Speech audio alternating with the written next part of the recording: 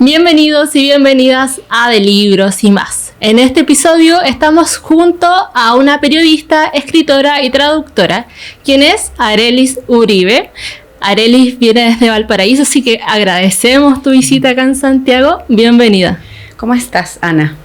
Muy bien, súper feliz de poder conversar contigo de esta experiencia. ¿Y tú? Estoy bien, nos tocó un día soleado. Y sí, siempre es bonito visitar Santiago, si está en mi ciudad. Vengo de visita, pero en realidad igual, juego de local, esa es la verdad. Me encanta, pero bueno, vienes con más experiencias y para conversar de tu última, no es novela, es una colección de cuentos. Una colección de cuentos que es Telepunga, ¿cierto? Sí. Que esto vendría siendo como un lado B, dicen, de Quiltras, pero esto ya tiene un tono más oscuro, es una obra bien distinta. Sí, así es. Bueno, son libros hermanos, yo he dicho en otras entrevistas, porque son cuentos que escribí en la misma época, cuando yo estaba empezando a explorar el género cuento, y estos por alguna razón quedaron fuera o medio truncados, porque no tuve herramientas para terminarlos, o yo creo que también por esa oscuridad había ciertos cuentos que son oscuros, entonces como que estaban ahí, yo creo, esperando su momento.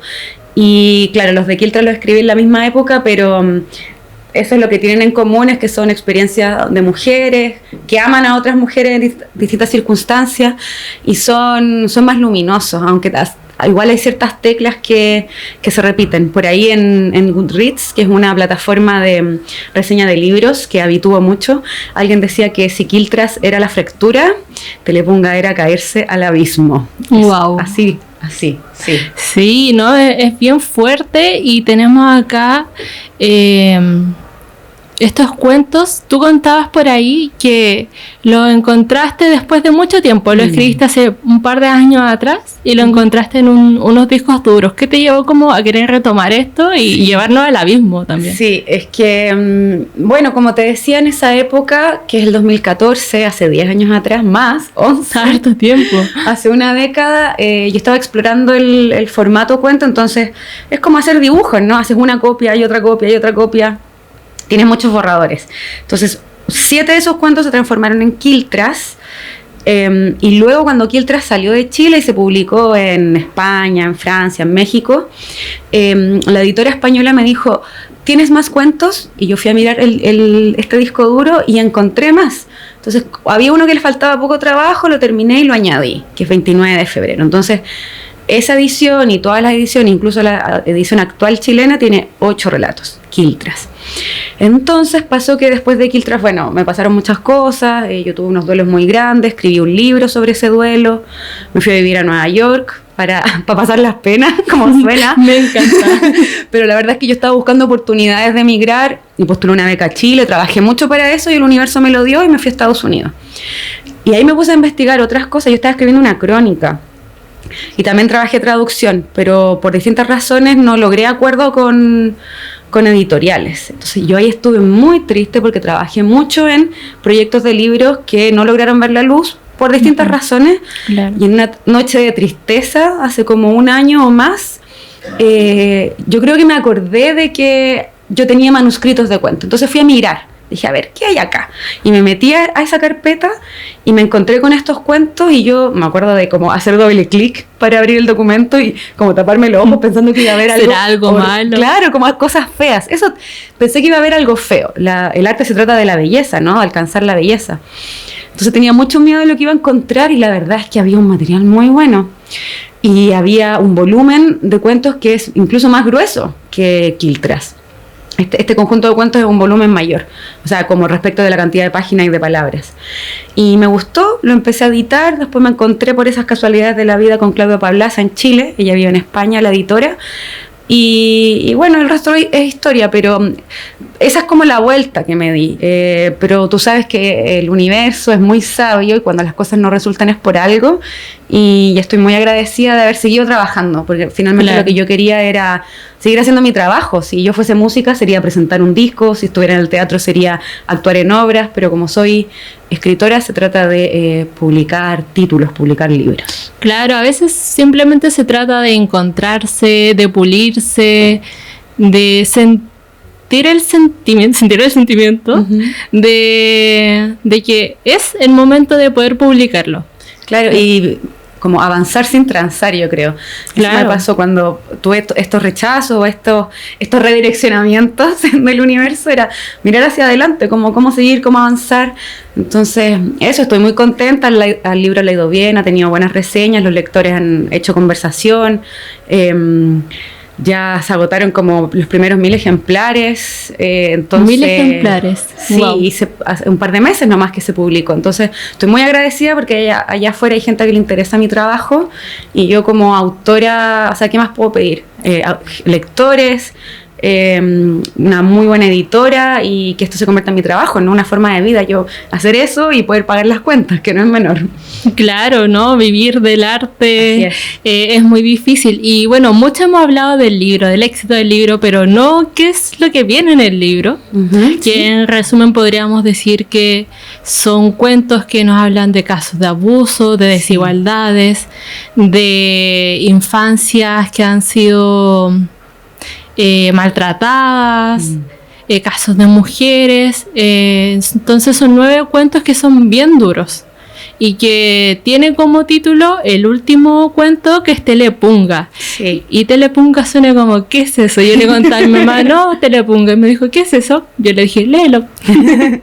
Pero ¿No te suena la palabra punga? No es tan... No, tú eres y más lo- jovencita. ¿Qué edad tienes? Déjame preguntarte. ¿qué edad crees que tengo? 20 y tantos. 20 y tantos, 25. Ya, se está mire, joven, está en el segundo piso y me estoy acercando al cuarto ya. Wow, pero joven también. Sí, bueno, pero te interrumpí. Tú decías, ¿qué estabas diciendo? Pero busqué lo que era punga. Ajá. Entonces dije, mira, es esto, pero como que me costó ir asociando al término que era el cuento. Así que me gustaría que tú... Claro. Ya, te voy a explicar de ese cuento en particular, o sea, de la palabra punga, de ese cuento y luego como de algunos temas que tú anunciaste. Bueno, la palabra punga en mis barrios de infancia es como sinónimo de flaite, podría ser en la contemporaneidad. Ya es como una palabra para nombrar, o sea, yo la defino así, para nombrar a las clases bajas, es como un sinónimo. Ok. Porque también flaite hay gente que lo usa de sinónimo de maleducado a veces, tiene distintas connotaciones, ya las palabras en general son polisemánticas, pero la connotación que yo le doy es una palabra que se usa desde el pueblo para autodenominarse y que usábamos al principio de los 2000. Yo en esto bebo mucho del trabajo y de la tradición de Pedro Lemebel. Él hacía un ejercicio de tradición maricueca, de rescatar el folclore homosexual popular. Y en ese sentido él utilizaba ciertas palabras y ponía mucho oído a las formas de habla de las travestis, de las colas de la población callampa en la que él creció y en los barrios en los que él se movió, que nunca fueron barrios acomodados. Entonces, una de mis influencias más grandes es Pedro Lemebel. Entonces, cuando yo escribo, si tú te diste cuenta y leíste el cuento Telepunga, es súper coloquial, está lleno de chilenismo, el voceo chileno, ¿no? Tenís, podís, sabís, dicen muchos garabatos la narradora de ese cuento, pero porque el ejercicio para mí estético-político es rescatar las formas de habla del pueblo chileno y hacer de eso una obra de arte. Eso puede ser literatura. Claro. Y encapsularlo, ¿no? Para que viaje más allá del tiempo y del espacio. Entonces, con mis colegas, yo trabajé en una pizzería, así, entre las miles de cosas que he hecho para ganarme la vida. Trabajé en una pizzería de Gran Avenida, un telepizza, y como los dueños son españoles, un poco como para mofarse o un poco como con algo de rebeldía, le decíamos telepinga, y pinga, bueno, es para nombrar al falo, ¿no? Una forma vulgar española para referirse al pene. Entonces, de telepinga pasó a telepunga. Y eran como los juegos de palabras como para un poco reírnos, ¿no? De la explotación de la que éramos víctimas y también por un poco como insultar al patrón. Esa es la verdad. Yeah. Tiene algo de punk, igual eso, yo lo rescato. Y existían estos juegos de palabras. Entonces al local le decíamos telepunga.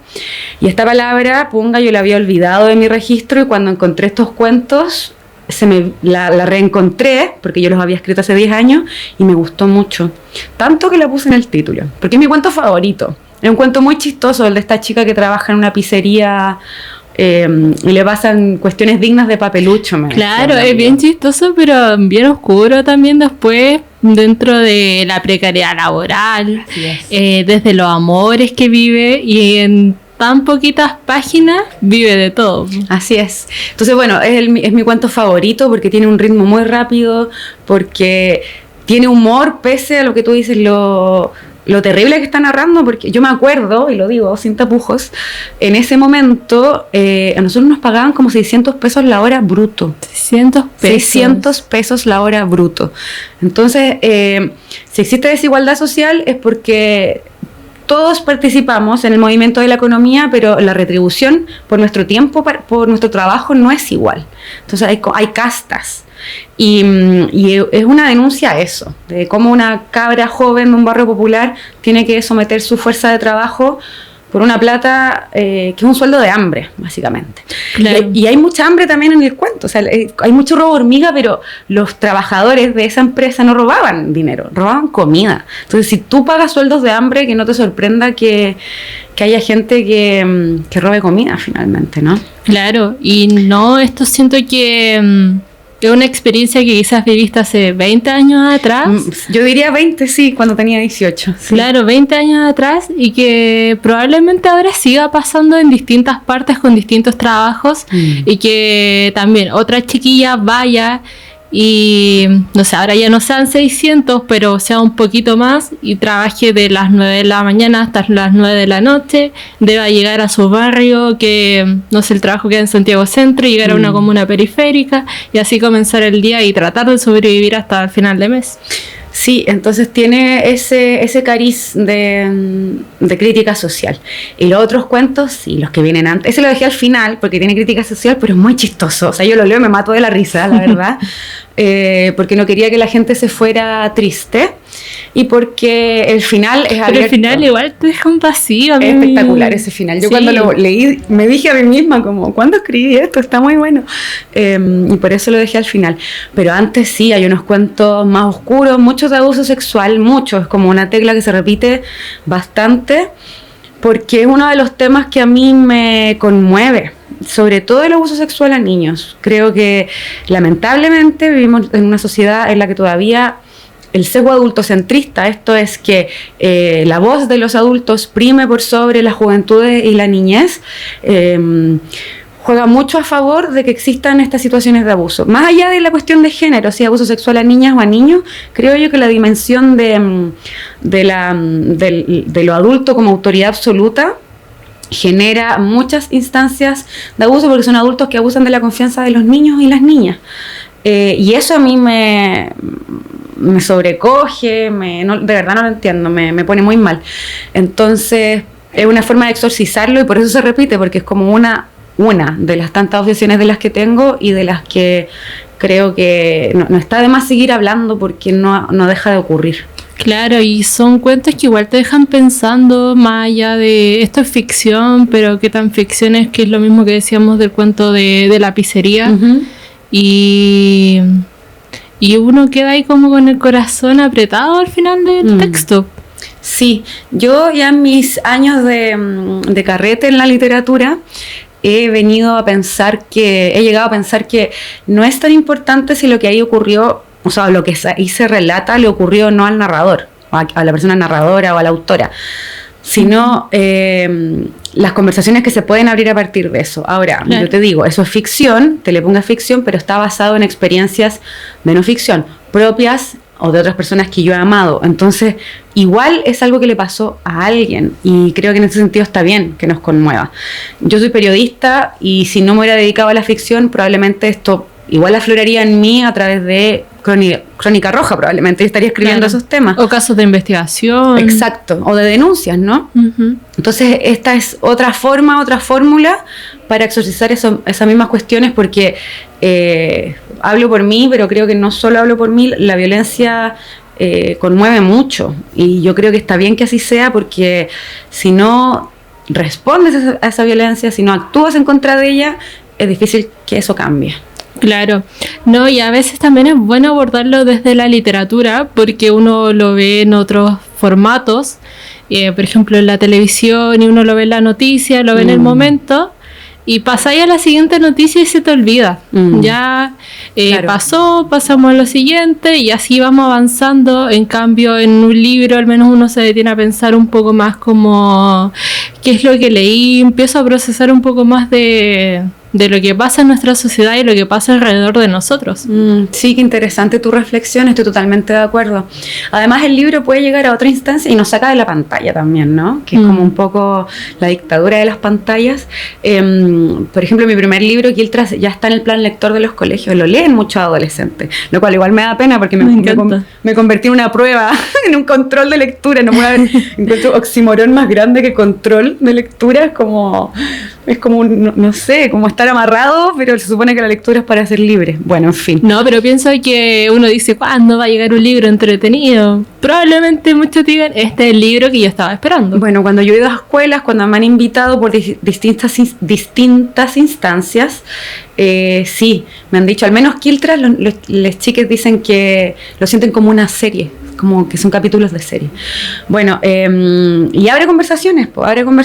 Yo me he encontrado con mucha gente en distintos contextos que se encuentran en el libro. Por ejemplo, varias veces me han llevado a cárceles de mujeres a conversar con mujeres que leen Quiltras y luego tenemos un encuentro.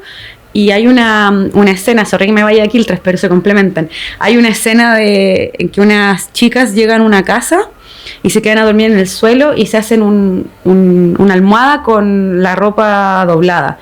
Y una chica en una cárcel me dijo que ella se había sentido identificada porque la primera noche en la cárcel le había tocado hacer eso. Yo quedé impactada porque yo escribo y después no tengo control ni idea de cómo eso va a generar empatía en otras personas. Entonces es bonito porque va más allá de los límites que tú misma te puedas imaginar y llega a otros lugares y en otros momentos tal como tú mencionabas. Claro. Oye, pero suena bien interesante. Pasas de la escuela a las cárceles, también haces talleres. Así es. Entonces vas complementando con tu literatura a distintos planos de la sociedad. Sí, oye, qué lindo que nombres lo de los talleres porque era algo de lo que yo quería hablar. Claro, yo me dedico a la docencia. Devine como promotora o como trabajos de fomento lectoescritor. Okay. Entonces doy talleres gratuitos, pagados, a veces me invitan de ciertas fundaciones, los proyectos del Ministerio de Cultura también, ellos licitan talleres y ya agradecida estoy de haber obtenido varias licitaciones para impartir taller gratuito en Valparaíso y es una instancia muy, muy genial porque finalmente lo que yo hago al tener más experiencia es acoger a personas que están empezando a escribir o que tienen proyectos escriturales que no han sido publicados y les doy feedback, pero es un trabajo como de compartencia grupal con otras personas. Entonces, nadie sabe todo y nadie sabe nada. Entonces, lo que yo sé, lo comparto y lo que no sé, lo sigo aprendiendo y cuando digo yo me refiero al grupo, me refiero como a las personas.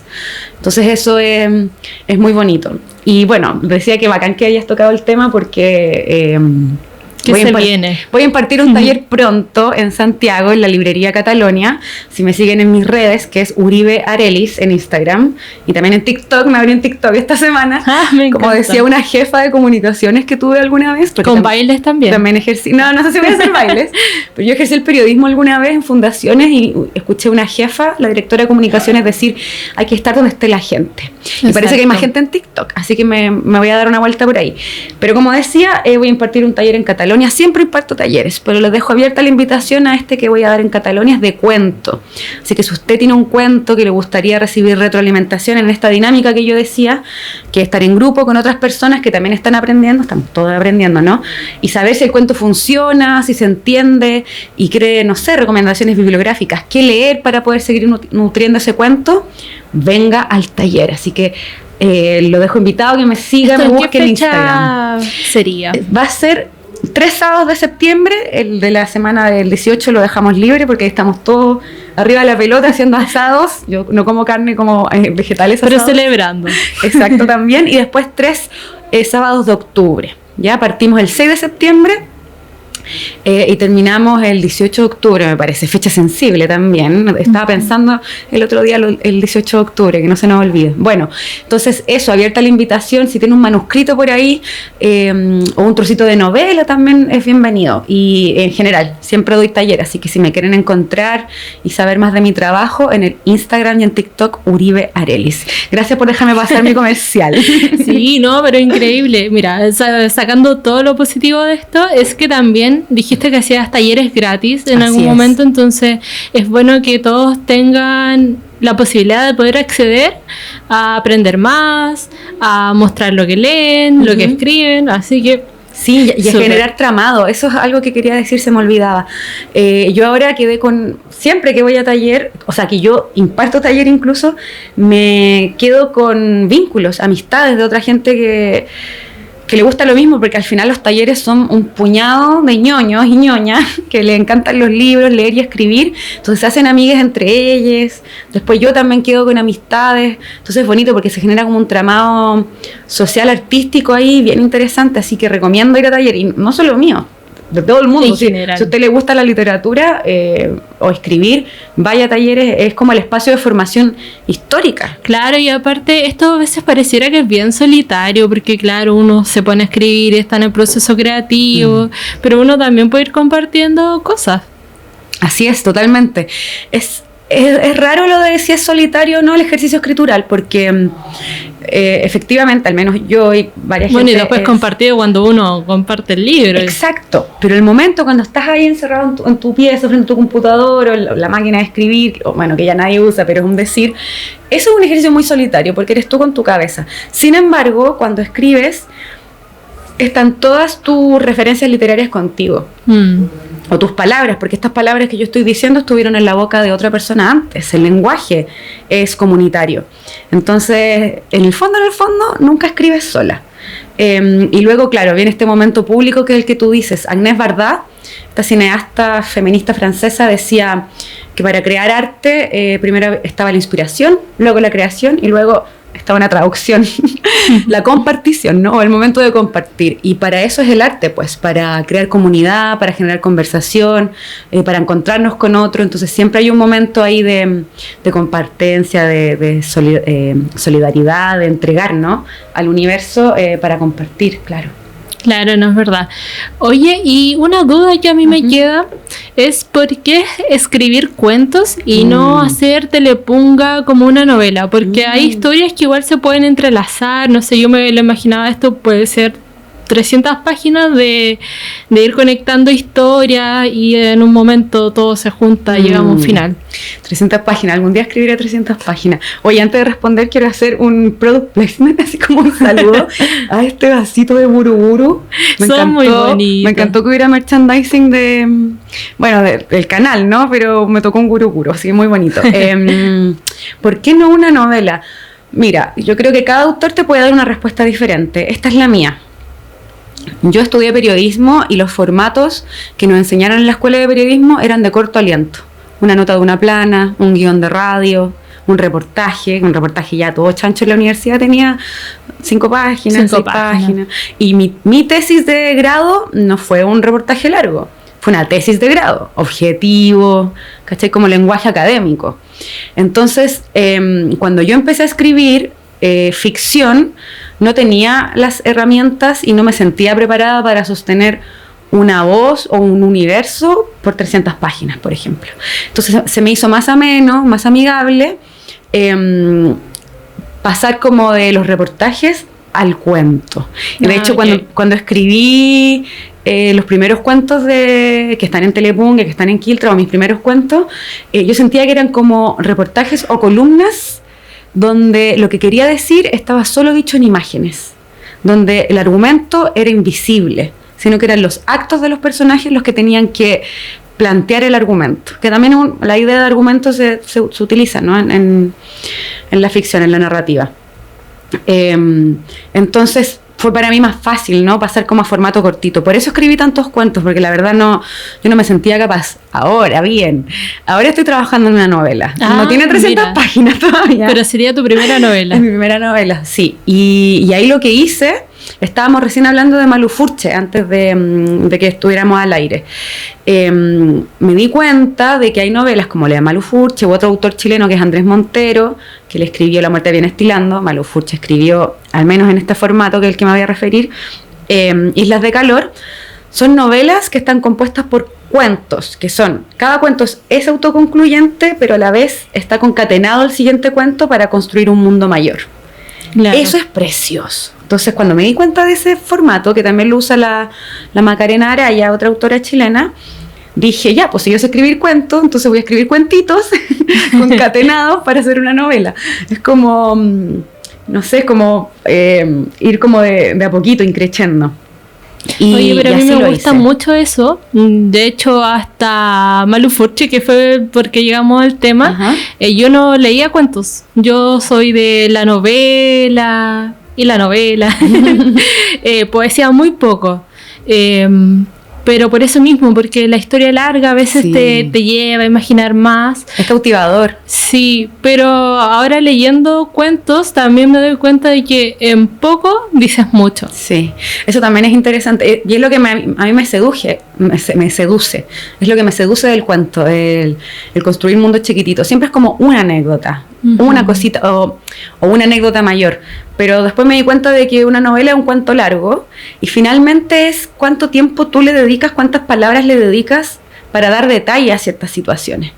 Entonces lo que hice fue ahondar en muchos detalles, y esta novela también tiene una anécdota, es como que está conducida hacia la anécdota, tú la empiezas a leer y es como va para allá, es muy clásico en ese sentido, pero como que dividí en etapas, ¿no? Como para llegar a ese final tiene que pasar 7 etapas, igual que en un videojuego. Entonces cada etapa es un cuentito.